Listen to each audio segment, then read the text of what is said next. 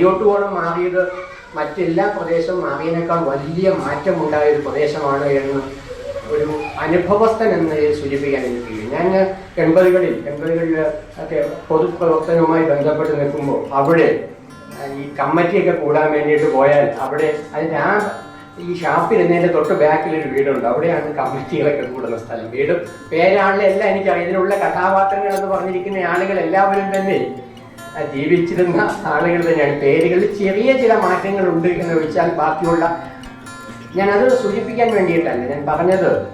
അത് യഥാർത്ഥത്തിൽ ഒരു പ്രദേശത്തിൻ്റെ ഉണർവിൻ്റെ ഒരു പുതിയ ഊർജം ആവാഹിച്ചതാണ്. ആ യഥാർത്ഥമായ വസ്തുതകളെ വളരെ ശ്രദ്ധേയമായ നിലയിൽ, വളരെ മനോഹരമായ നിലയിൽ അവതരിപ്പിക്കാൻ, വളരെ ലളിതമായ ഭാഷയിൽ അവതരിപ്പിക്കാൻ ഒരു എഴുത്തുകാരന് കഴിഞ്ഞു എന്നതാണ് തീർച്ചയായിട്ടും. ഞാനിത് ഈ പറഞ്ഞ ചില ഭാഗങ്ങളെന്ന് പറയുന്നത് വ്യക്തിപരമായി ഈ ആളുകളെയും സ്ഥലങ്ങളെയും ഒക്കെ അടുത്തറിയാവുന്നത് കൊണ്ട് മാത്രമാണ്.